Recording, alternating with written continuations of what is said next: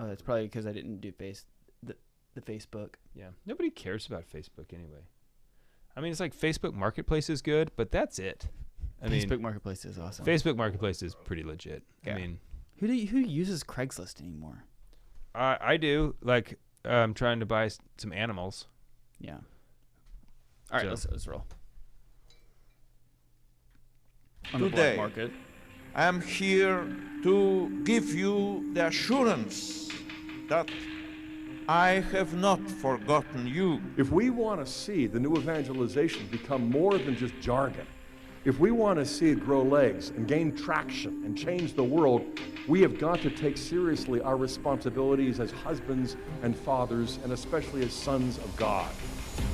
I want to propose to you then that something that our world is desperately in need of in the midst of this crisis is Catholic Christian masculinity.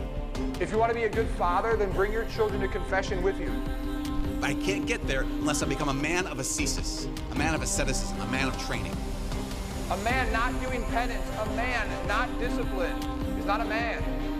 You guys have upped your game. You know what, guys? I gotta say, I love the concept of Man Show. Warning: the Catholic Man Show is about to begin.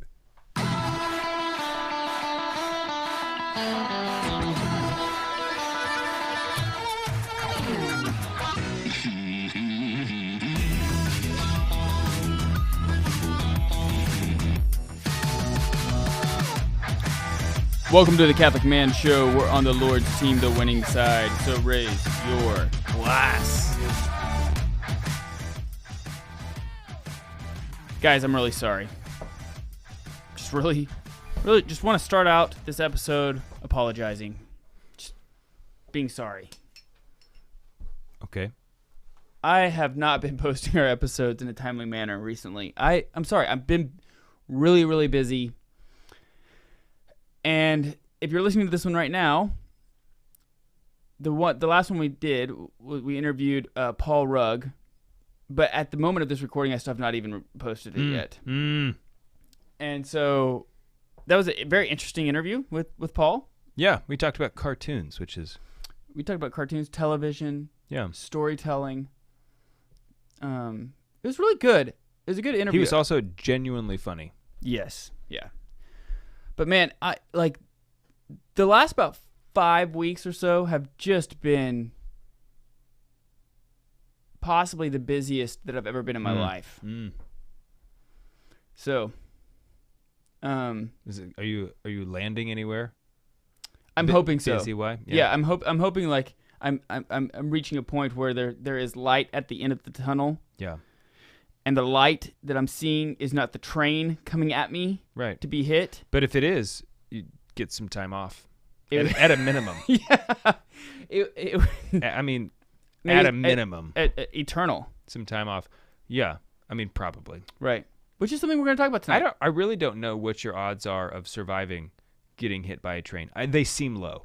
Extremely low. They have to be low. They have to be. Yes. But that's what we're going to talk about. I mean, like, crushingly low. But that's what we're talking about tonight. We're talking about death. We are going to be talking about preparing death. for eternity.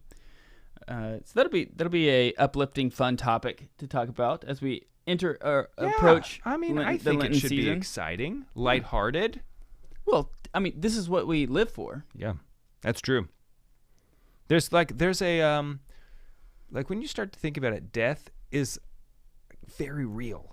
You know, it's just, in retrospect, you realize there are a lot of things that just like, it's not that they're not real, but they just don't matter a whole lot. Mm-hmm. Like death, man. Death matters. It's for real. Yeah. You know? Death matters. That's a bumper sticker for you. Yeah, no kidding.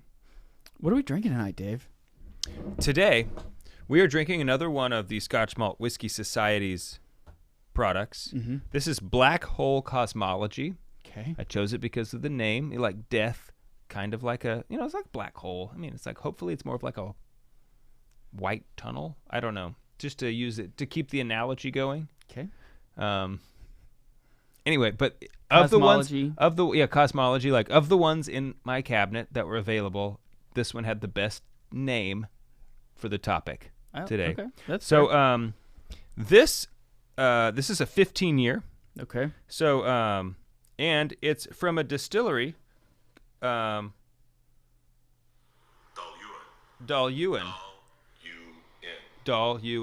That's I had to look up a video how to say it. That was it. I've never even heard of that distillery. I haven't either. It's a Speyside.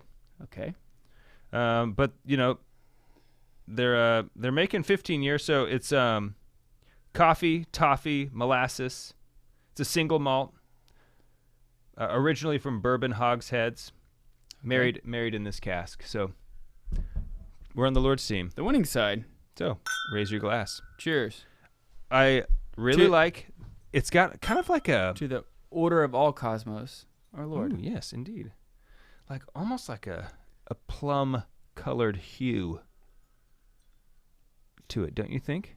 The lighting's not fantastic in here, but there's like a hint of it's more than just red. It looks very sherry. Yeah, that could be it. Colored. But it's delicious. Is it really good? Yeah. I mean, all these from the Malt Whiskey Society is very strong, high alcohol content. Yeah, so they're all barrel proof. So you can tell that it's strong. They are expensive, but man, it sure is good.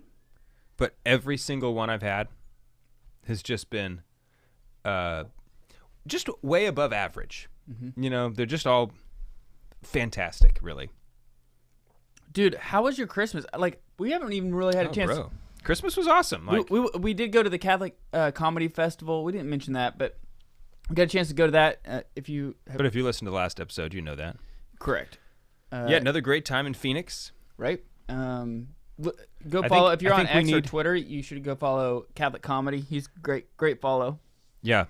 I think we need more people in the country pursuing the idea of a Catholic comedy conference. I think honestly that this is a space that there is a lot of room for in the country. Clean comedy is already a thing. There's dry bar comedy from I don't know if VidAngel puts it. I don't know really who owns, but when I get on VidAngel, dry bar comedy is there. I don't know who owns it, but it's all clean comedy. Mm-hmm. But I think that there's a lot of room for specifically Catholic comedy. And there's some good. You can make a lot of good Catholic jokes because there's a lot of culture. There's a lot of backstory, right? And that's the setup you need for funny jokes. So I would like to see more of these conferences popping up. Yeah, popping up all over the country, and then us getting invited to go do host, MC, come be funny at. Because we're funny, dude. That's the thing. Funny. We are funny. Yeah, sometimes. Yeah. Yeah. I mean, that's what I mean. There have Obviously, been times. Not all the time. There have been times in which we have been But there are definitely occasions where we are funny. There are glimpses, yes. Yeah. That's what I'm saying. Yeah. Yeah. So it was good. Christmas was wonderful. I think personally, Jesus is the best. Mm-hmm. His birthday, I'm a big fan of. Mm-hmm. I like presents also. I mean, if we're just being honest, laying it all out there, I do like presents. This year, I think more than any year, at least a lot in my memory, I felt very excited to watch the kids open certain gifts. There were just certain things I knew that they were gonna really like. They weren't crazy gifts, but they were just the right gift. I just know you're just gonna love this thing. Yeah. And these are all things that my wife put together or found. My involvement was admittedly low. Yeah, same. But I was still very excited for your kids and for mine. Yeah. But really, the big news around our house: your goddaughter, my daughter Mary, First Communion this Sunday. Yes, can't wait. It's gonna be awesome. And she is so excited. My niece is also getting baptized the same day. So we're going baptism, welcoming in a new Catholic, then going to my goddaughter's First Communion. It's going to be good. It's going to be an epic Sunday. What a Sunday. Yeah. What a Sunday. Yeah, no, that is awesome. Yeah, you're right. Getting to see kids open the presents. Luke got a bow and arrow, which is awesome. Leo got like a 2.5 foot sword. Did he get the 300 blackout that he wanted? He did not get a 300 blackout. I mean, Leo, maybe when he turns 5, maybe when he turns 5, but 4-year-old getting a 300 blackout was just not in the cards. Yeah. We just skipping the BB gun, going straight to the 300 blackout. Yep. Yeah. So, but I thought 5 was the 50 cal. Because right. the numbers, right. it seems fitting. Mm-hmm. But it was really great to do that. And I want to give a thanks to all of our patrons as well who prayed for my youngest son who just went through surgery. He came out of that well. Everything seems to be going according to plan. So I'm grateful for all the prayers. A lot of people reached out to me, texted me, emailed me, all this, saying that they're praying for him. So very, very grateful for that. Excellent. Power of prayer. Yeah, wonderful. We're also going through Exodus right now. We are. Which has been interesting because we're not doing it with Juan this year. Juan started his own group, which I was really proud of him for doing. Sure. Because the thing is, the idea of fraternities with Exodus 90 is you end up inviting guys in, and your fraternity gets so big that you actually have to end up splitting it up, right? Because and growing. And that is a success. Right. It's not considered. It's so often people say we can't split up the group. It's like right. No. That's the goal. We want the group to grow to the point where it needs to be split, and then we have several groups, and then those groups grow to where they, that's the goal. We want it. That's what should happen. Yeah, it's one of those bittersweet things, though, right? Because the thing is fraternity is built well when you suffer together, right? It's the same thing with a football team or the army or your military. Anyway, when you suffer with other guys, it forges this bond together. That's hard, that you want to keep intact. Yeah. And so you go through things and you want to keep it that way, but there's this beauty of letting that go and having growth. So let's talk about death. Let's talk about something that we're all not going to get around. I love death.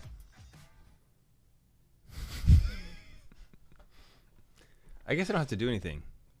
We can just Well, you have to hit the button again. Yeah, but I was like, I gotta. Usually I have to do things. Well, when your stuff stops working, there's less to do. So that's a win. Some would say, knew that was gonna happen. Yeah, I knew that was gonna happen. You're giving me this look like I told you so. I told you so. And I did tell you so. I never said I wasn't gonna take it off. So. I think I don't need your snarkiness. That's what I'm saying. No snarkiness. Yeah. Just being honest. You know what? You have a snarky look on your face. So I don't know what to do about that. Well, so, didn't somebody hang out at Seek last week? Yeah. Oh yeah, I did. I'll bring. Yeah. We'll talk about it. Yeah, we should talk about that just for a second. We should totally talk about That's it. a great. Jim, way to go. Way to go, Jim. Gosh, pour that guy in some more whiskey. Ask him what he thinks about on the yummy scale when we get back. Oh yeah. Because we didn't even ask him. It is so good, isn't it? All right, ready? So easy.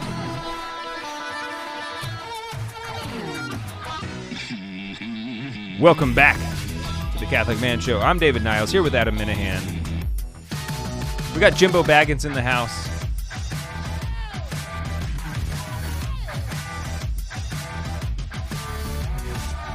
Jimbo Kringle Baggins over here. Telling you, Jim, you look amazing. oh.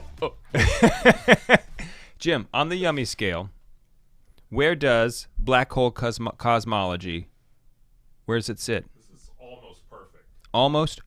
So what is that? What is that? 4.98. 4.98, people. Wow. We are climbing. We're ascending. We are ascending. Thank you. All because of Eros, we are ascending.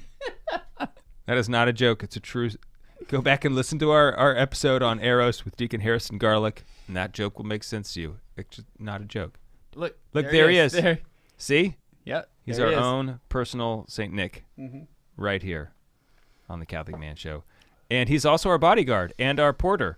And the thing about... And a shipping logistics manager. Yeah, that. But the thing about Saint Nick is he actually did punch a dude in the face one time, so they say. Potentially. personally, I'm all for that tradition. Yeah, I'm in. Like you can come up with your like, well, the historian's like, well, you know, he probably wasn't even at the council of blah blah blah. Yeah. It's like, you know what? You can shut up. Yeah. All right. Because I know St. Nicholas punched a dude in the face because I can feel it. I can feel it in my bones. Yeah. That's Dude, how I know things. So something else I did. Yes, and I have a story too. After you tell your story. Okay, so I'll be quick. But yours is good. I think you got to get yours in. Yeah, so I went to Seek for the first time. Yeah. I've never been to Seek before. Those who are listening probably have been to Seek. I think you and I have been about the only guys under 40 years old that have never been to It's just Seek. tough. I've wanted to go every year, and we've been invited to come to our podcast there. Right. But it's just terrible timing. Incredible, dude. For the family. You know? Incredible. If you're in college, great timing. When you have a bunch of small kids and you're leaving on the holidays. Terrible timing. Yeah, I know. Yeah, but incredible. Absolutely Dude, insane. I'm so glad to hear you say that because, you know, everybody talks about it and it's become this huge thing. And yeah, the 20, it's like 20 to 25,000 that's people. that's incredible. And what you worry about is like, you know, when something gets big, so often it loses its greatness. Mm-hmm.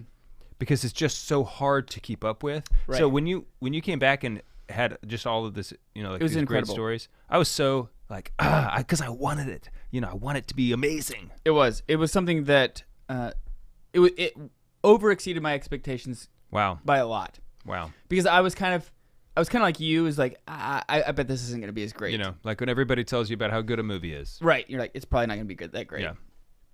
But everybody, it was just amazing. The speakers, I mean, even the breakout sessions are like keynote speakers, you know, everywhere, you know. So it's like, oh, here's Father Mike Schmitz. Here's Monsignor Shea. Here's Matt Fradd. Here's, you know, like Jason Everett. Here is, you know, just every single person you could possibly think of. The Apostle St. John. Right, yeah. He's doing a breakout session. Right.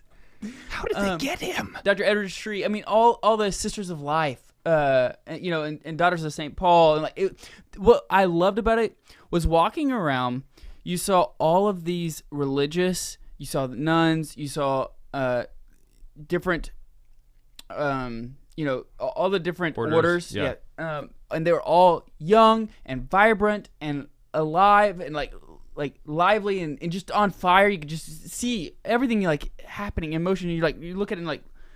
This is what Catholicism is. Like, this in a snapshot is what Catholicism is. It's like, there are the Dominicans, and here are the Franciscans, and here are the Carmelites, and here are the Jesuits, and here are, like, and like, you just see all of the orders, and all of the laity, and then you have secular priests there, and, like, you just have everybody there. And it's just like, this is incredible. And the thing is it's no longer really just a college experience. Yeah. Because it's the Catholic world in America now. Because the guys and gals who were starting it, you know, 10 years ago or 15 years ago, however long it's been going on, you know, and they worked it, you know, they're now older. They're like as their old age. as we are. Yeah, and they have families. And so, like, now they're bringing all of their family, you know, and there's, like, kids running around. I mean, dude, it was incredible. That's amazing. To have 20,000 people all adoration together. Uh-huh. It was constant. There's constant adoration and just a room full of adoration. The logistics of being able to do a to pray a mass with 25,000 people and have a 15-minute homily and still get out in an hour and 15, hour and 20 minutes was insane. Unheard of. Unheard of. It was incredible. Well, good. That makes me like really want. I mean, I already wanted to go, but it makes me really want to go to the point where maybe if you don't go to any conference ever, go. like, you know, from now on, but you go to Seek it. Boom. All right. Well, because everyone has been so fascinated by my homesteading stories, mostly probably because of my failures that have been kind of funny, I just wanted to give an update. Okay. Did you fail again? No, Oh. not yet. But Why why don't you hold your updates until you fail? It occurred to me tonight that there's like big things I haven't thought of. I'm getting ready to get pigs. Okay, so I'm going to raise some pigs. I'm going to get some wieners. Yeah, up in this piece. Yeah. And I've finished building the electric fence. You know, and so you have to train a pig to stay in the electric fence, right? Because otherwise, a pig's natural reaction when it gets scared is to run forward, to run. So it approaches the electric fence, it gets shocked, and it will like plow through it, right? So you have to train it, no big deal. But then it occurred to me that like I got a trail cam for Christmas, and I put it out by my pond, which is very close to where I'm going to be raising these pigs. There's coyotes there every day. And this occurred to me today after I've already I have worked for hours. I've put a lot of money into like prepping the site, preparing it, getting it all ready. And it's like, I don't know. And I have not had time to look into. Like getting a dog or something like. Or like, do you need, are pigs mean enough to keep coyotes? I don't know. I've never done this. So I'll have to find out. Yeah. I really am not sure. Maybe a sheepdog or something like that. Yeah. And I'm not getting a dog just to raise pigs because you know what? Pork is cheap. Yeah. So anyway, we'll see. Okay. We'll see about that. Anything else? No. Any other thing? I mean, I'm sure there's a lot of things. Before we get into the topic. No, let's get into the topic. I'm excited about it. This whiskey, though, totally great. So I wanted to talk about death. Before we do, I mean, this is where we're This kind is of the pulling. book we're pulling from. This It's is- St. Thomas, not Saint. No, just Thomas à Kempis. Yep. He's kind of one of those guys who's so well known for, the Imitation of Christ. Such, one of the greatest spiritual works, right? I mean, you expect him to be a saint. Well, and even in Imitations of Christ, he talks about the importance of meditating on death, but he doesn't actually go into it deeply. Yeah. Right? He kind of says it in passing, almost like, oh yeah, you should obviously know about this and know how to do it. Yeah. But the priest who's been Tan Books has just been putting out some stuff on fire recently. They have been translating some old stuff, to get into English so we can read it. But Father Robert Nixon. It's amazing how much is not in English. I know. But Father Robert Nixon has been translating a lot of texts into English and reviving it. He did this one, the Meditations on Death, because apparently they found the corpus. I don't know if they had it or they found it or whatever. But they had the corpus of the work of Thomas à Kempis and realized hey, this isn't in English. And he talks about it in Imitation of Christ, the importance of preparing for your death and meditating on your death. Yeah. But then he doesn't actually go into how to do it or what that really means. Yeah. And so this is a phenomenal book. It is. It's a short book. Very short. It's set up much like the Imitation of Christ, where the first half 70 pages is a treatise on the topic, and then the second half is a sort of a discourse with our Lord. Where he puts himself in a scenario basically where he's dying, and now here's his own thoughts about oh, I'm dying, reflecting on his hypothetical life. So it's set up the same way. I wouldn't call this a super deep dive. Well, it's only 70 pages. Yeah, it's and the pages are small. So but it is there's a lot here to think about. It would be. Would you say it'd be a really good Lenten read? Totally. Oh, it would be a great Lenten read because first of all, you could read it very quickly. I mean, you could read it in just a couple days. Or an hour. No, I don't. I can't read it in an hour, but there are some Maybe people who 2 can. hours. Some people can read crazy fast. I'm just not one of them. I think I could. And I'm not a fast reader. I think you could too. No, because it took me more than that to read it. I think it took me about 2.5 hours to read. Okay, fair enough. So let's get into it. We'll just kind of. These are just things. They're in no really particular order.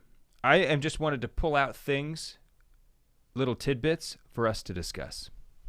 Sounds good. Yeah, I'm in. Okay, so the first one is, I think the best place to start, obviously, is the premise of the book is that we should live as if we could die at any moment and live each day as if it could be our last. Yeah. Okay.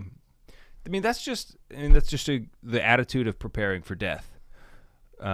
Because if you wait until death is approaching, you haven't prepared. Mm-hmm. Right? Mm-hmm.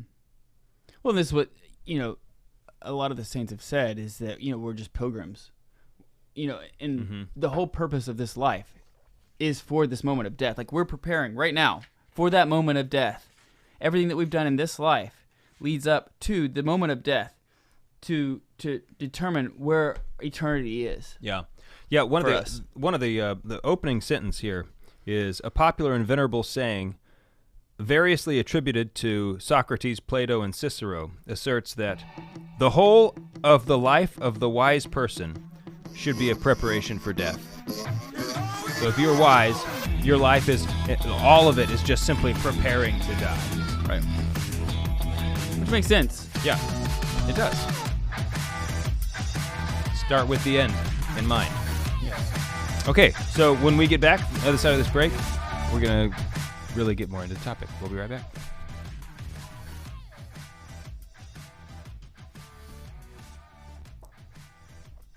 You don't have any water up here, do you?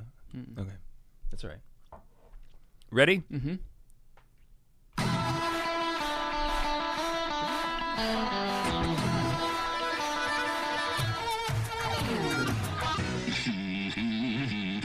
Welcome back to the Catholic Man Show.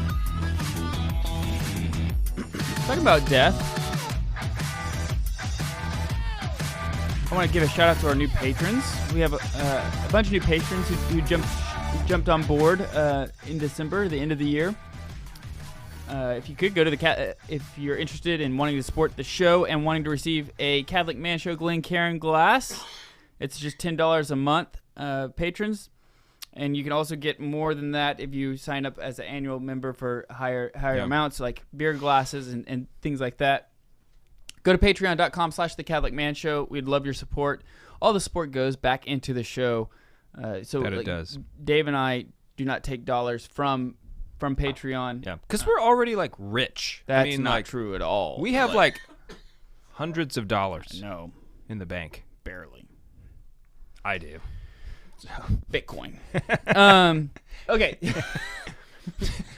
I'm just saying Bitcoin. Okay. Okay, yeah. So before the break, we were talking about how the whole preparation, the whole life is preparing for this moment of death, and that's what we should be keeping in mind. And actually, the things in which we're deciding to do, like in this moment, should be like, is this helping me prepare for death, or is it not? Yeah, and this is it's a very common thing. With the whole skull, memento mori, Saint Jerome. He was, I think he was like in like the 300s or 400s, right? The idea of having death always before your eyes is not a new one. It's a deeply, profoundly Christian one because, the thing of Christianity is that, and this was unheard of at the time, that death has been conquered.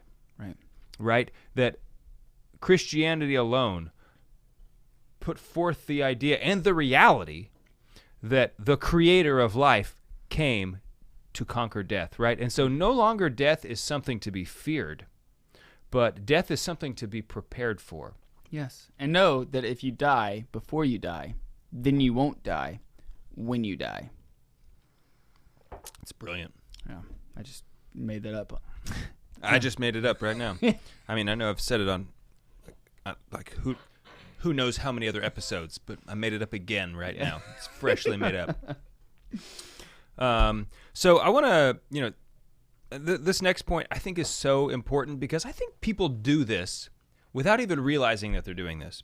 Akempis says that the period of severe illness which precedes death for many is not indeed the ideal time for repentance.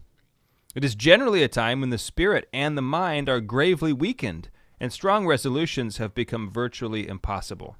Genuine emendation of one's life is hardly meaningfully possible at all at that time. Yeah, when I read that, I wasn't sure what to really make of that. Well, I think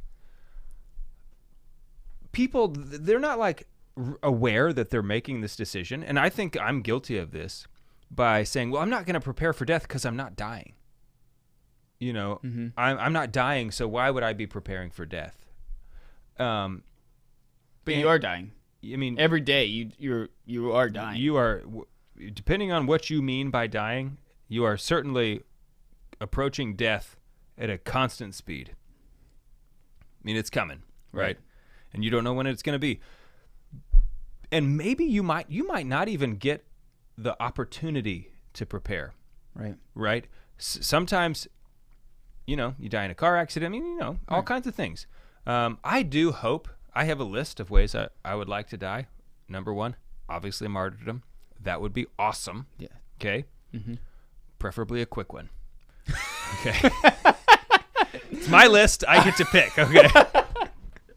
But martyrdom. Without torture. Yeah. I mean, I'm picking, right? Yeah, right. But number 2 would be long-term illness. Okay. Hopefully a short one. A short, long-term illness. Right, because when you're dying, the ability, the grace, the gift to really be able to, like, hey, I'm gonna die in like 3 weeks or a month or whatever, 6 months. Mm-hmm. Gosh, what a gift! Mm-hmm. To be able to put your house in order, really put your soul in order, make sure that you're ready to welcome death with open arms. Because it's really just the transition into eternity, and I want to do it the right way. Yeah, isn't it interesting? So I read a book, or I listened to an audiobook not too long ago. The title is called Stoner. It's by John Williams. Okay. It's an older book, but it's about a teacher, and at the end of the book, he's dying, and it's a brilliant book. It's very interesting. Not one that I would have. It's called Stoner? Yeah, it's his last name, yeah. Okay. And it's not one of the books that I would have picked, but it's a masterpiece in the way he writes, because it's a common day man like language, but it's very poetic still in the way he writes. Anyway, he talks about how he's writing about the end of this guy's death and how he sees it coming. Wait, say this again. I'm sorry. I may have missed something. Somebody else is writing about somebody else's death. No, the author is writing about the character's death. He's dying. The character is dying, and the character John Stoner. Stoner is he's realizing that he's dying, but he's holding on for a certain thing. And it's so interesting to me that there seems to be a moment in death where you're able to hold on and fight, right? To get maybe I want to see my son one last time. Yeah, your son is on his way, right. People do that, yeah, and then as soon as they get here, to it. they say their piece and they let it go. Isn't that fascinating? It's so weird. You have the ability to hang in. Some type of control to hold on to life. Right. There's still some free will at the end. Right. I do think that that's absolutely fascinating. I have no idea how you do it. But somehow, people your heart's gonna stop, but you can will it to keep going for just a little bit longer. And maybe it's not even that. Maybe it's that person simply pleading with the Lord, Lord, please let me see my son before I die. Mm-hmm. And honestly, everything I know about Jesus seems like he would be his generosity is going to be overabundant in the end. Right, and so maybe that's what it is. I don't know. Right, but it is a very common and amazing thing. This all brings back when my grandfather died. How he died was just such a glorious death. Because he had he was there in his house, surrounded by his family who he loved, and they were all praying the rosary for him. And so he was there dying with his family around him. They were all praying the rosary. To me, that is such a beautiful death. That's number 3 for me right there. Yeah. It's actually number 2. That's actually number 2. Yeah. The illness. But that's how I want it to end. It's just so if you had to pick it out, to see the fruits of your life, literally the fruits of your life, around you, surrounded you, especially loving in you. his case, he's got a big family, right? And gosh, praying the rosary, having mama, our mama lead him to our Lord. Man, that's awesome. That is amazing. But I do think that it is important. So this is the reason why it's so important to prepare for death during your life, because if you let if your life is giving way to your passions constantly, and just allowing your appetites to control your life, sin makes you dumb. It blinds you, totally. Right? And so towards the end of your life, you may be clinging on to things that actually don't matter at all about your eternity. Yeah. And you're hanging on to those things, whether they be money or fame or power or your business or, I don't know, whatever it is. Even your family. I mean, this is what Jesus says, right? You have to put it all aside for me. Yeah, totally. And so disorder begets disorder. If you have disorder in your life all throughout your life, you could be blind during the time of your death to where God's wanting to give you all this mercy, give you all this grace, give you all these opportunities, and you just don't see it. And yeah, you don't realize that you're crowding Jesus out, saying, "Jesus, no, hang on, I'm trying to do something important here, Christ." Right. And Christ is sitting there telling you, "Let it go." You're about to die, and that's something that I have found very helpful in my life. There have been times I'm not a very stressed person. I'm not prone to stress. But there have certainly been times where I've been anxious about something, or, maybe like a relationship, maybe the way someone said something to me that bothered me, or whatever it is. Something that has been disturbing my peace, right? And occasionally I will get this moment of like clarity of it's a grace from the Lord, I know, to put that in perspective and remind me, Dave, think about the end, right? And I will do that. I'll think about, at my judgment, how important is the thing that I'm sitting here losing my peace over. How important is this really going to be at my judgment? Is this going to be something that, like I'm going to be happy I put so much weight in and effort and emotional energy or whatever? And so far, 100% of the time when I've thought about that in those moments, it's been like, this is going to be a pointless moment in my life. This is, and it really helps to let it go. It's hard to think about that until you recall, like one of the things that really clicked with me when you're talking about this was recalling back in high school, like how many things you thought were so important. Dude, high school is the perfect example because you always think this moment or with this girl or whatever is like the most important or biggest thing that's ever happened to me. It's the worst thing that's ever happened to me. Right. And you're just like the moment you graduate, you realize that actually didn't matter at all. Or even a week later. Right. Yeah. Well, I didn't have the maturity to understand even a week later.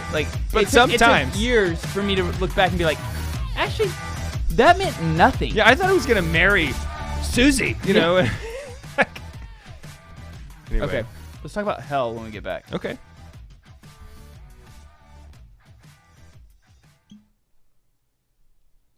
So, have you tried it with water? It is really good. Is that what you were wanting to talk about next? Sure. I don't know. Sure. Yeah, I mean, because I was this trying is to the final segment. Yeah, we need to scan through and just pick out the good stuff. We have a lot to go over. Let me just look through this real quick. Dude, the second point on hell, like I thought we definitely need to touch that one. That one is like when I read that, it was like, ugh. Oh man, oh baby, that's not fun. We'll start there. Okay. Yeah.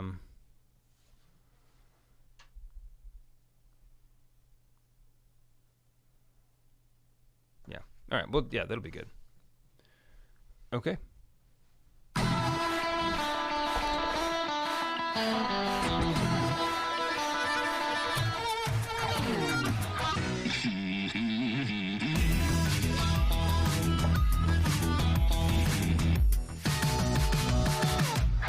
Welcome back to the Catholic Man Show. I'm David Niles, here with Adam Minahan. Jimbo Baggins at the door. We're talking about death. Really for Jim. Yeah, I mean this episode brought to you by Jim. No, brought to you for Jim. For Jim, yeah, dedicated to Jim. Dedicated to Jim. Thanks. Yeah. Because the thing is, Jim, I think that you probably outlive all of us, and so like I want to get this out now because I might not later have the opportunity. So, Jim, congratulations! His wife retired. Oh yeah, Kathy is retired. Yeah, they've both punched the punch card. What do you just punch the punch card? That sounds redundant. Check the punch card. Whatever. They did it for the last time. Way to go. Hey, very happy. They weren't for you. hourly anyway. Neither one of them. I know, were. but it's a figure of speech. It's a metaphor, Adam. Okay. Sorry, I was taking it literally. Gosh. Okay, so we're talking about. All right. So we're talking about death. Let's move on. Let's talk about. He goes through multiple sections here. One of them is the torments of hell. Okay, and obviously, like I think this goes without saying, the reality of hell for the people who are there is much worse than we can all imagine. Okay, and it's only gonna get worse. Yep. Okay. The reality is they don't have their bodies back yet, guys. It's bad. It's bad, and it's gonna get even worse. Yeah, you're right. One of the things he says, Thomas A. Kempis says, and this really hit home for me. And when I read this, I was like, "Oh, the thing is, I think that's probably true." He says it's like no caps. He says it is said that the fire of hell exceeds the heat of earthly fire to the same extent that our earthly fire is hotter than a mere painting of fire. Let that sink in. 'Cause the reality is, it's not hot. The painting isn't hot. The painting's not hot. It's not even hot. Yeah. Right? So, like, that a earthly fire is hotter than a painting of fire, and the hellish fire, the hellacious fire, will be hotter than the earthly fire in that same degree. Like, I don't even know what that means, but it's bad. Okay, it's gonna be bad. And I think that's true. I think that because you could turn that on its head and say the same thing about heaven, right? That heaven is going to be incomprehensibly better than anything you can imagine. And so I think that the inverse is true about hell, that it will be incomprehensibly worse than your worst nightmare, right? Yeah. And I think that obviously hell is a self-inflicted torment, right? Because everyone there has chosen it, and they are wallowing in their own pity and like self-destruction, right? Because they know I chose this place, and then I think that they always have before them the meaningless pleasures that they chose over the eternal bliss of heaven, right? That how often are the sins that we choose just totally meaningless? I mean, how many times have you chosen to sin? This happened to me many times, over and over and over and over again. I have chosen to sin because of a fleeting pleasure, and the pleasure is it's just gone, and now I look back, it's like, what am I? I made this choice for that. You think, oh, that's going to satisfy me, and it just never does, right? And we're choosing hell for those are the goods we're worshiping and signing up for. Yeah, something I was thinking about when you said we're gonna be talking about this is that most of the time when we sin, it's because it's a desire for love. It's a desire to be seen. It's a desire to love. A disordered desire. Yeah, but right. It's a desire to I want to be loved. Yeah. Whether that's hey, I'm gonna make myself sound better than I really am. I'm gonna throw this guy under the bus so that way I don't get in trouble. I'm lusting after this person because I just want to be loved. Right. Right. It's like I'm putting a disorder of the desire to being loved into a finite thing. I need to know that I'm worthy. Right. Because I want to be seen. Right. I want people to love me. Like this is something that as you want to walk around and be like, I want people to recognize. I want people to know who I am. I want people to love me. Right. I want my wife to love me. I want my kids to love me. I want my friends to love me. I want people to love me. I want them to see me. But the problem with this disorder is that you're putting this desire into finite things that will never satisfy you. Yeah. The thing that will satisfy you is knowing that you are loved, that you are a beloved son of God, and that he loves you, and he sent his son down to die for you so that you can be with him forever in heaven. And the torments of hell is this desire to be loved, and knowing that you put disorder into this desire to being loved, and that now you are all alone. That you are utterly abandoned. Yeah. And you chose that abandonment. Yeah, I mean, so often we try to hang our hook We try to hang our hat on a hook that cannot bear the weight. Okay, even like when you have a sacramental marriage, you have a happy marriage, right? Where your wife or your husband is obviously going to bring like deep satisfaction. You know, like her presence or his presence in your life is going to satisfy you in a deep way, but they cannot ultimately satisfy you. Okay, the satisfaction that you receive because of the sacramental union that you bear is because it is an avenue of grace. It is a contact with the divine, right? And your participation in gift of yourself to that other person puts you in that communication with our Lord. That is why there is any satisfaction in it at all, because it's a difficult and arduous thing to do. It's an arduous vocation. But yes, when we hang our hat on the goods, earthly goods, this is, I think, devotion to Saint Joseph is so important. I feel like he is really the saint for a good death. Like a good, yes, not only a good death. That's not what I was thinking, but yes, obviously that one. But also, I feel like he is the saint to help disconnect from earthly desires, right? And helping us order our mind and our appetites and our will towards using the things of earth, because they are good. They have a goodness. But they have not ultimate goodness, right? And so to remind ourselves, it's so easy to get distracted on and think, oh, that's what I want, that's what I need, and you focus on those things.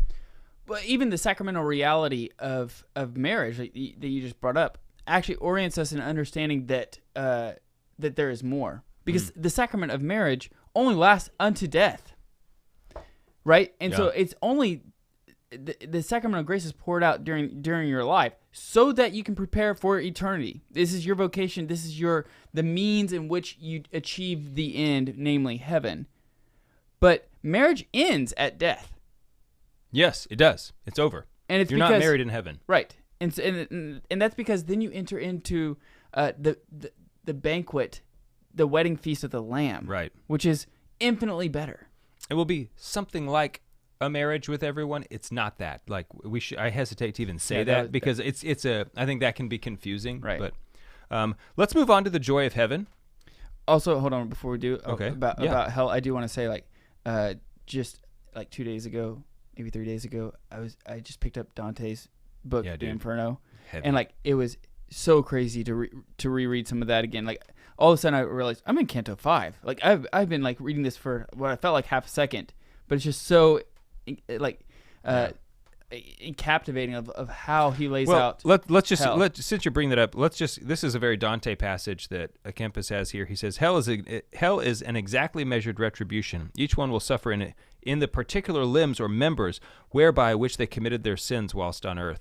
I mean, it's a very Dante. I mean, Dante's Inferno, especially the contrapasso. That you have a punishment in hell, which is the inverse of your sin, right? Or it actually kind of is your sin. It's your sin played out for eternity. Yeah. He says, alas, for those whose sins are against chastity, the pains and torments which they will experience can hardly decently be described in this treatise, and are therefore left to the imagination of the reader. But in Dante, it's the first. It's one of the higher levels of hell, like the not so bad levels of hell, which is an oxymoron. Right, I know, but by comparison, right. Because intellectual sins are way worse. Right, yeah, exactly. So let's move on to the joys of heaven. We're on our way there. We're going to pass by the final judgment because he says one good thing. He says, Christ will display at our final judgment there the bodily signs of his most noble passion and the wounds which he sustained for the sake of our redemption. And it just made me think about the guilt for those in hell.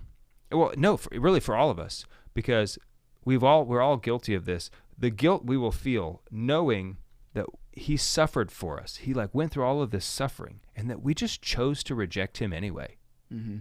Everything he did for us, and we're like, you know what? Nah. There was a nun at Sikh, a beautiful. She's told a beautiful story. She's a sister of life nun, but she talked about how she actually had a wound on her hand, And it was healing. She was like, I wish I had a cool story to tell you about what happened here. She didn't. She was just like, I just cut my hand. Mm-hmm. But then she said she went to the doctor and they said, actually, we got to reopen this cut because it had bacteria inside there. There's like encapsulated in there. Yeah. And they're like, we got to open it back up because it has to be let out and like to be able to heal. Yeah. You got to get the lead out. Yeah. And so she said like how beautiful it is that Christ comes back to us and doesn't hide his wounds. He says, put your finger into my side because I will heal you. That I took on this burden so that you could have life forever with me. That is beautiful. All right. Hey, we're out of time on the Catholic Radio. Check out our podcast, thecatholicmanshow.com. We're on the Lord's team. The winning side. So raise your glass. And cheers to Jesus. Isn't that beautiful, though? That's such a Daughters of Life. Like, yeah, the Sisters of Life, dude, everybody loves them. Oh, yeah, it's the Sisters of Life. That's because they're amazing. Yeah, but she was just talking about, like, how, like, that cut on her hand made her realize that Christ has, like, reveals himself even in the resurrection, even in his glorified body. Yeah. With the wounds still showing. So that he can say, like, this is, like, I'm leaving this open for you. My it's gift beautiful. For you. Fun fact, who was the first priest to receive the stigmata? First priest to receive the stigmata. I do not know. I mean, because St. Francis of Assisi was a deacon. So, and he received the stigmata. Yes. It may have been one of the apostles. I don't know. Padre Pio. In the 1900s. I just found that out. 2 nights ago. I'd like to fact check that. It was on Saint Cards. I was playing the game Saint Cards, and it was like one of the facts on a secular priest. No, he's an order. Like he's in the order. It said first priest. That like on record, because it is likely. I'm sure that there have been many people who received the stigmata that like never told anyone. Right? In fact, nobody who receives the stigmata is like, guys, check it out.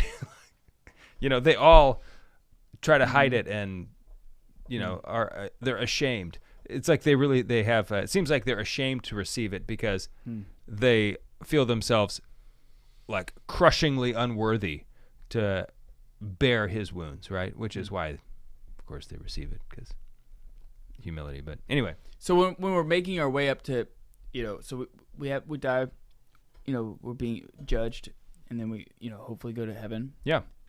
I was reading a book recently, and this Benedictine priest was talking about how when you die, he was talking about the importance of your guardian angel. Uh-huh.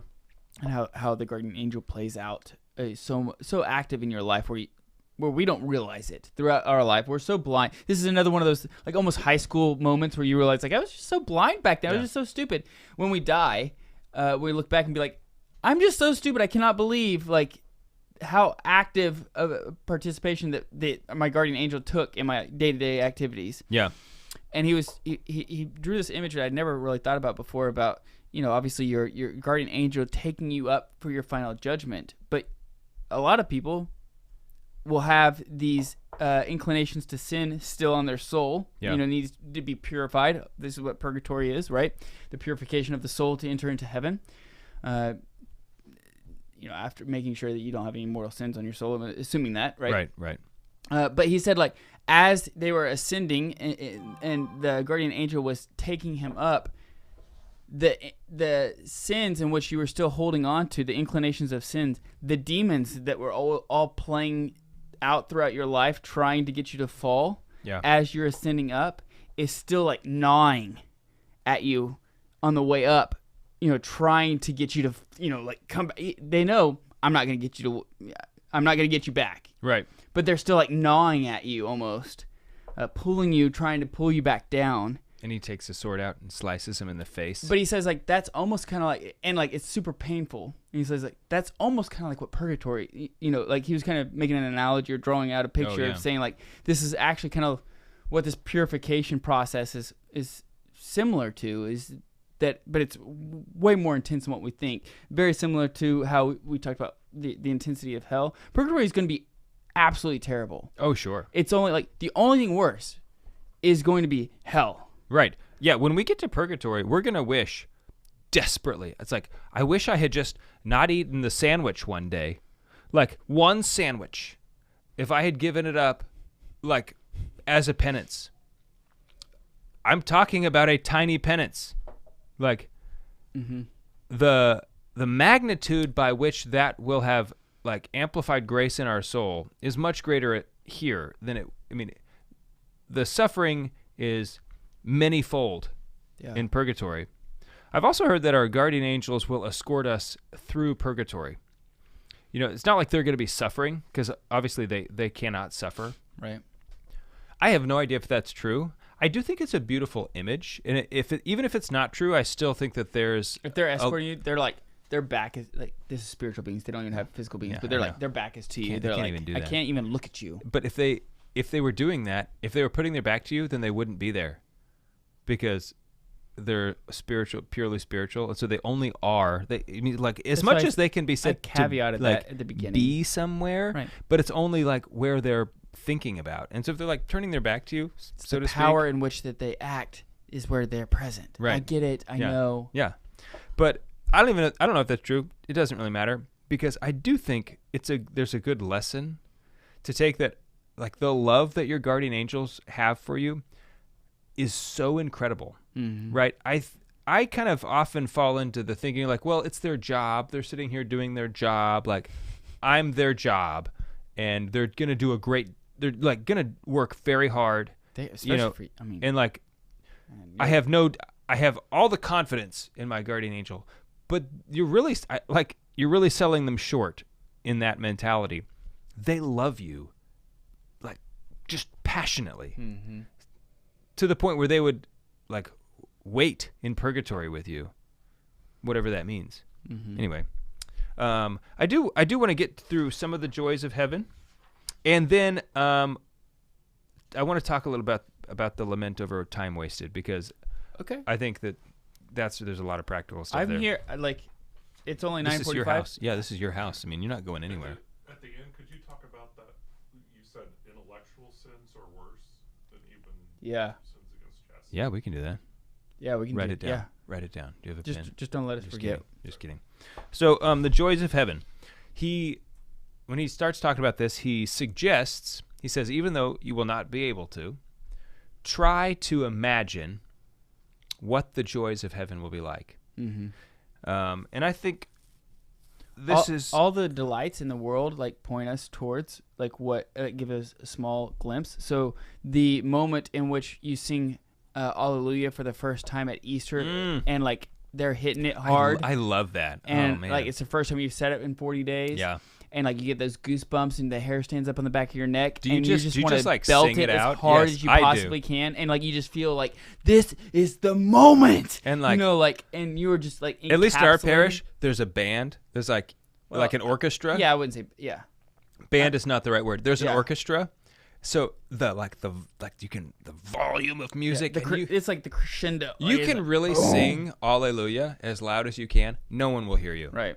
Which is the way it should be, you know? And like, that moment, is like a little glimpse of what heaven's like, right? Yeah, dude. Like, there's like this beauty there, right?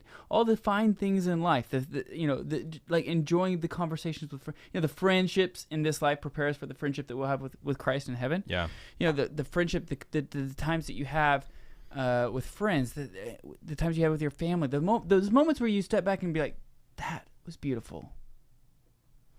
The picture, the drawing, the poetry, the arts, the conversations, all these things are just like little slivers of beauty, like showing you like, this is a glimpse of heaven. Absolutely. Absolutely. In fact, we mentioned it already. That is Eros. Right. Ascend.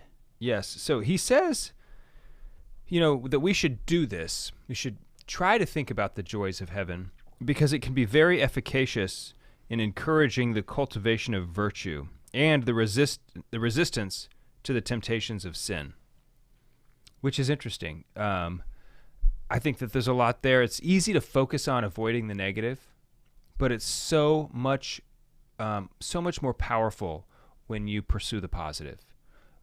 It doesn't have the instant gratification. It doesn't have the instant effect. Avoiding a negative is easier to do immediately, but once you understand the pursuit of the positive, then there's the idea of avoiding the negatives.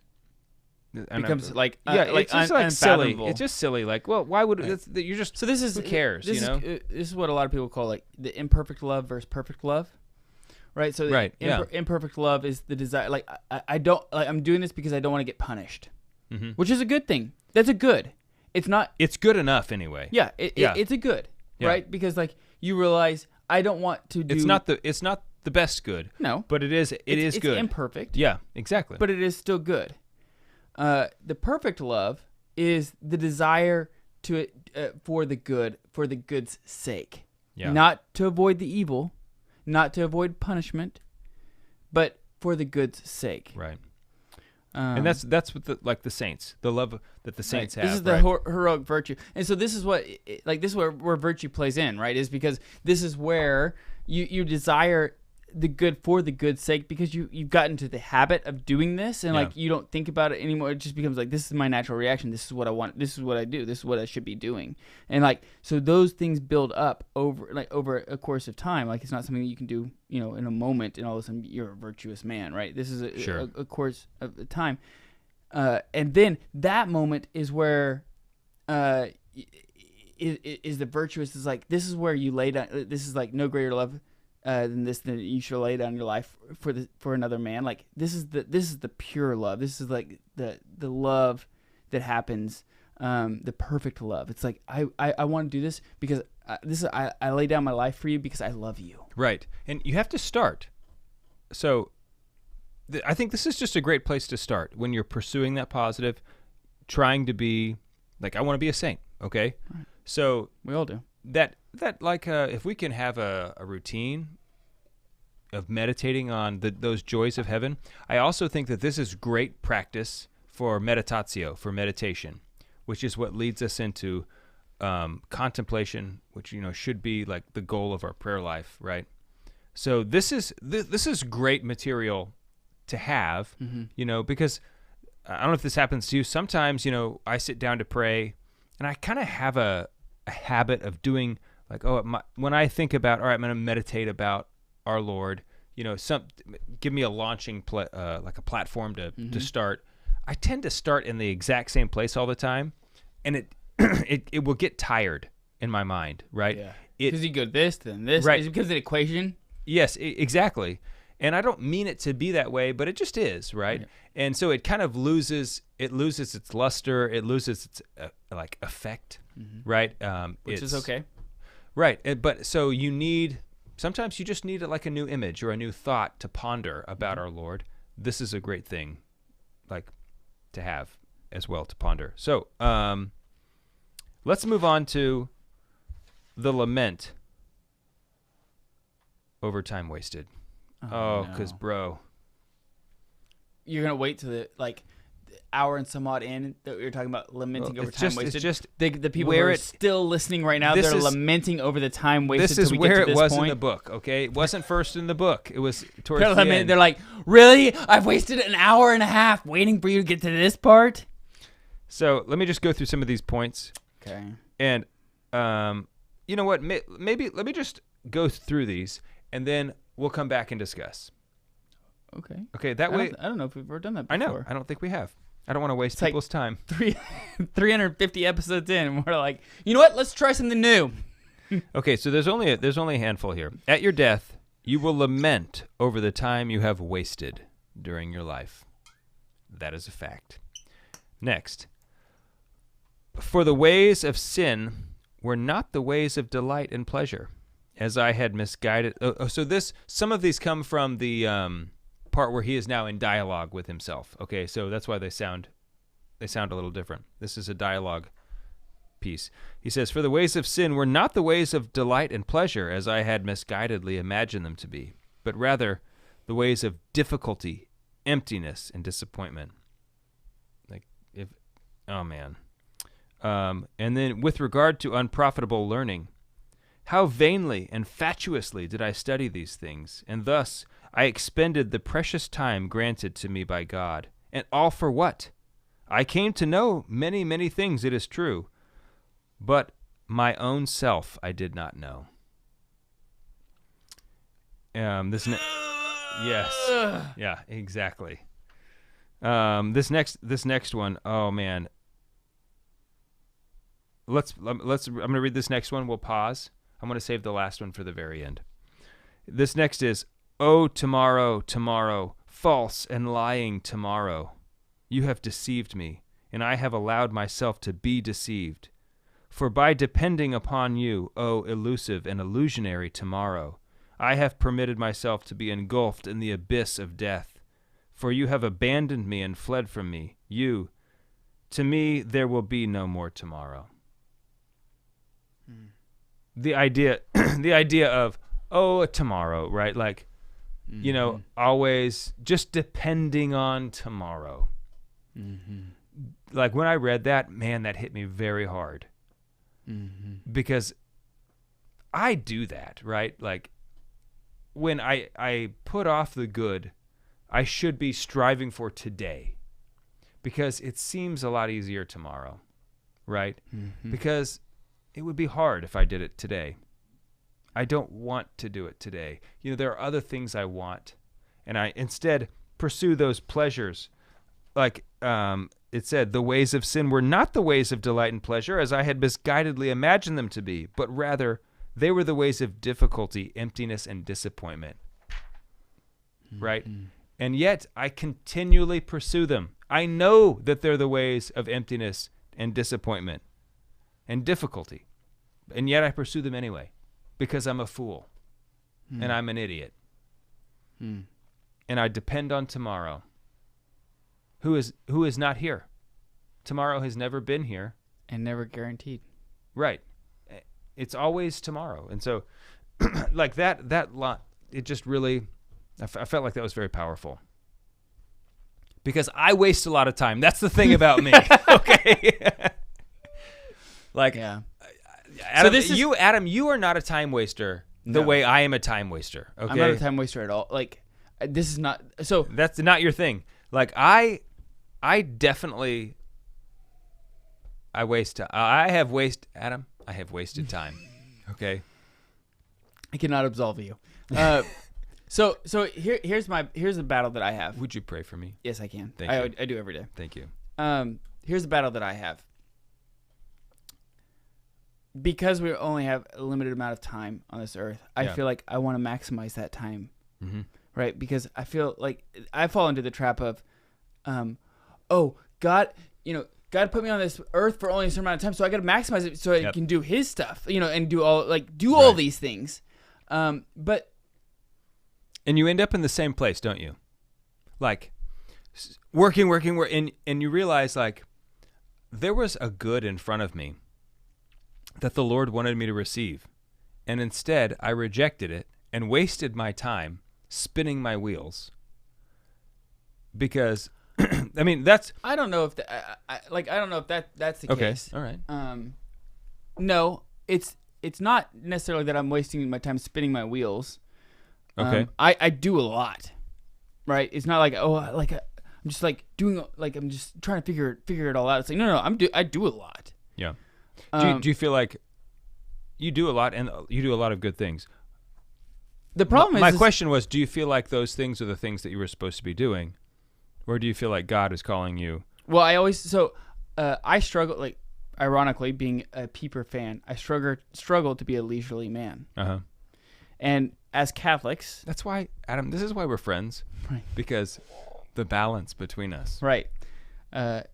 We have two extremes. The balance between us is essentially Jimbo Baggins over there. He's the virtue. Mr. Christmas. Yeah. So, like, by definition, a leisurely man does not output a lot. Right? A leisurely man does not like I don't know. It is strange to consider the leisurely man in terms of output. That is because it is an interesting thing to think about. Right, because it's actually like it's counterintuitive almost. Although I don't know, to me the leisurely man does output. I mean, he works. Of course he does. Yeah, but he does like one thing and does it well. Yeah, and he doesn't work more than he ought. Right. So this is something that I had a long discussion with one time with Dr. Malash, is that actually like a Catholic man who's a leisurely man doesn't actually do a lot in his life. Is that true? Well, I think he does a lot of things in his life. He just doesn't do things unnecessarily. He does what he ought, and he enjoys the rest. Right. So like as far as and he does utilitarian what he ought, purposes, he like, does what he ought as well as he can. Like a contemplative life, right? If you're living a contemplative life, what does that mean? You're actually not, like, utilitarian wise, you're not doing anything. Yeah. Right. Yeah. Well, you are, but it's like from not from the world's. Oh yeah, from a okay. I said from a utilitarian. You're correct. You're not doing anything. Right. And so a contemplative man, which we're all called to be, mm-hmm. if you're a man, or a woman.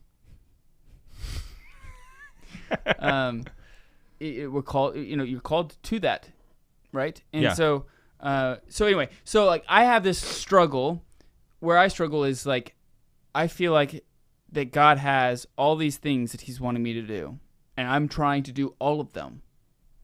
Because I only have this amount of time. Like I want to look at God. Like I want on my judgment, I want to say, Lord, I did everything I thought you were wanting me to do every single day.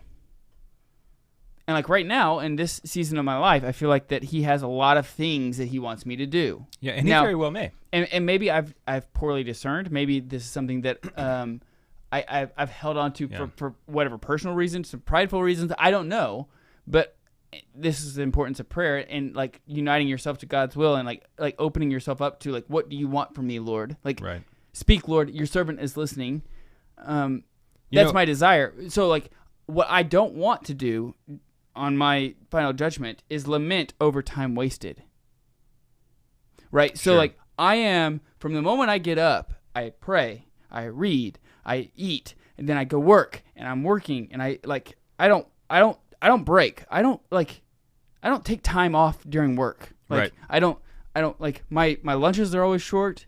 Like I am cramming as much efficiency and effectiveness as I possibly can in as many hours as I possibly can. Mm-hmm.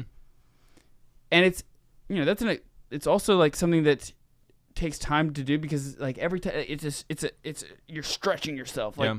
So I think the question would be, just in this conversation, is that what not wasting time means? Right. Yeah. Because a contemplative life. Because I feel like you're saying like that's the way that you take things to an excess. Yeah. Is that what you're saying? Well, what I'm saying is like there's the active life and the contemplative life. Right. And you're kind of sacrificing the mentality of a contemplative life. For the active life. Because the contemplative life obviously is like the actual act of contemplation, like in the morning when you're praying. But there's an ongoing element to it, right? Where the work that we do, even while we're working, it should still, like the truth, the reality, His presence should be before our mind always, right? Yeah. And I think that. And I try my best to do that. Like before every meeting, I pray. Dude, I am so bad at that. Like, not because of lack of desire, simply from like I have several prayers right over there on my that's dude, my desk. I have all the prayer cards at my desk. All right, that's not it. It's just like I want to have this like presence in front of my mind, and I just don't. I'm kind of absent-minded. I am absent-minded, right? So hopefully the Lord will have mercy on me. But really, you know what? One thing you said was, hope maybe I've discerned poorly, and it made me think like, man, at my judgment, from this moment on, at least, I hope that the worst thing I can be accused of is poor discernment. Mm-hmm. So I goes back could to at least I feel like I could hold my head up a little bit. So this goes back to some of the Thomistic understanding of like what discernment is. Like the idea of discernment didn't really come into play until the Jesuits' spirituality. I'm not bashing on Jesuits. I'm just saying like this is the reality. And this is a good thing. Jesuits, but Ignatian spirituality. I like to call it Ignatian spirituality. Right. Yeah, but it's beautiful. But like the Thomistic understanding is like that doesn't make sense to them, right? Because it's just like no, because I start in prayer and because I have united my will to God's. Everything that I do, I just do it for the love of God. Like I don't discern. Like it's not like I sit there and like, I wonder if the Lord wants me to do this or this. It's like no. I've already spent my time in prayer, and like I have my marching orders, and I'm doing that for the love of God. Like I'm not thinking about like. Isn't it beautiful to see the two differences here? Because on the one hand you have an order who lives under obedience, right? They don't have to discern anything because everything they do has been ordered to them, right? This is when they pray, for how long, and then they eat, and then this is the job that you will do. There is nothing for them to discern, right? So that's more Benedictine than Thomistic, but yeah. You're right. But still, like that's heavy Benedictine. It is, but even the Dominicans, like they still are like given jobs in order, right? You're right, not to the degree that the Benedictines do, but still. The difference between living in an order where, and obviously the Jesuits are in an order too, but they seem to have a lot of freedom. We should wrap this up. I do want to get to this last point, which I think, and then Jim wanted us. Oh yes. Okay, so let's talk about this because this last point, which comes at the end. Not at the very end of the book, but towards the end of the book. Okay. He says, when I look back on my life, can I find one single day which I have devoted entirely to the service of the Lord? Can I find one single hour which I have dedicated completely to fulfilling the will of my Creator?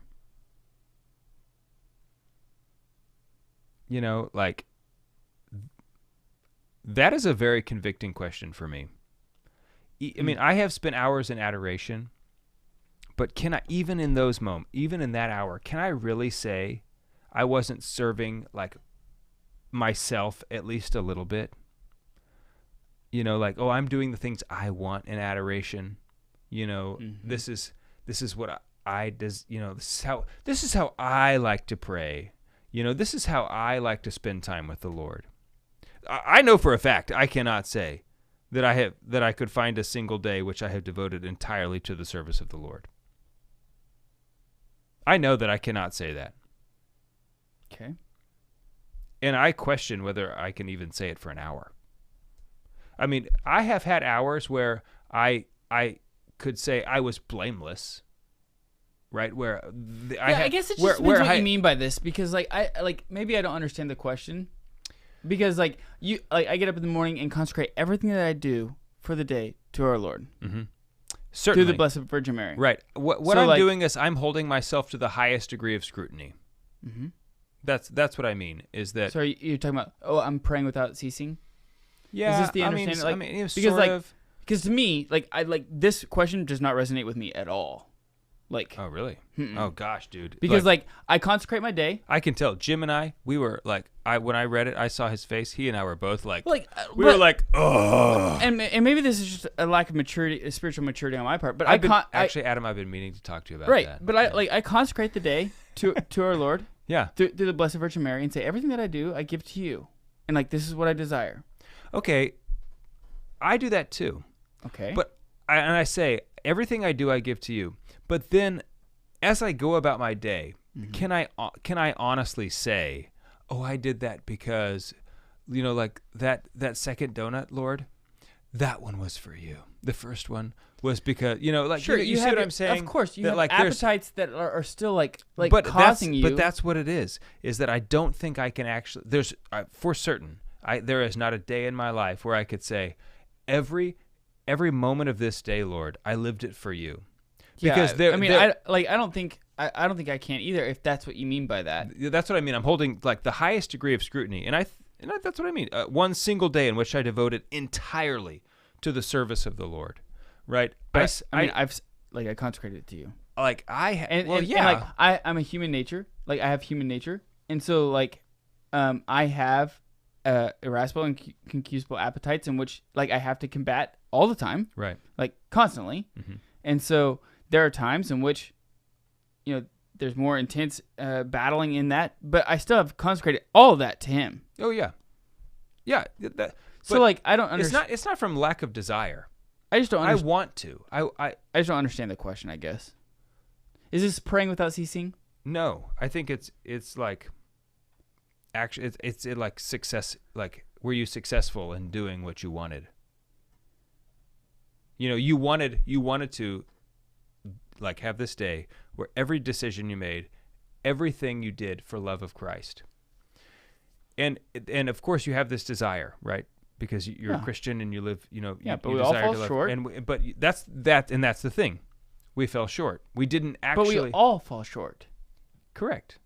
And that's what he's saying here, is that like it's about throwing yourself at the mercy of our Lord, right? Absolutely. Like I can't spend 1 second without His mercy. Yeah. So like this is why this doesn't make sense to me at all. Because if you take it to the extreme, then like of course you can't even say 1 second. Like why even mess with a day? I think like I've had like possibly minutes where I was not without His grace, not without. Well, of course, cooperating completely 100% with His grace. And so like this is why the question doesn't make sense. But the thing is, I think I've had minutes where I did cooperate. He gave me the grace, and I said yes. I think I've had short periods of time. I know I have. Yeah. But a whole day, no. Like I cannot say that I've gone a whole day in perfect cooperation with His grace, and that's because of me. I mean, we're talking about this is like a judgment, thing. When at your judgment, remember that's really what this question is about. At your judgment, there's not going to be a single day where there's not something where you're held to account for. Sure, but like we're not. I don't want okay, so I think the purpose of this question, the benefit we should be looking to like derive from it, is self-reflection, humility, repentance, and once again, turning back towards the view of death. Okay, as we go about our life. So I don't think it's about a question of like, oh, can I be perfect or not? Obviously, we can't. Right. Even we desire to be, and that's good. Like like you said. But what does perfect mean? Right? Because like this is the whole hammer example that we've talked about before. Like it's not necessarily being 100%. Just for the people who don't know, the hammer example is a perfect hammer is a hammer that is being used for hammering. Right. That's filling its telos. Right. So like that, that's what being perfect is. Yes. It's not like I am always the perfect, like the most balanced, perfect hammer of all time. Right. Correct. But this is in this context about death. That's what it is. Is like yes, constantly. It's the call to repentance. That call towards reflecting on my own life and my shortcomings. Simply trying to be aware of them. Like because the one right before this, or actually not right before it, but like about learning all of these things. I came to know many things. It is true, but my own self I did not know. So that's the context here. That's the brutal one.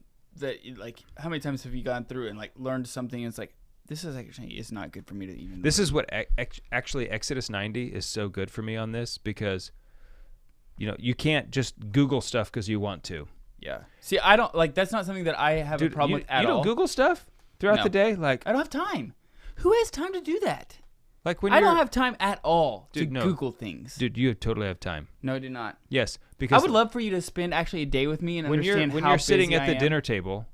I'm with my family. Yeah, talking about things. And it's like, oh, blah blah blah. When was how does that? And it's like, I don't know. Let's find out. As a family, let's look it up. I don't look it up. No, I don't do that. Yeah, I don't either on Exodus 90. I don't do that at all.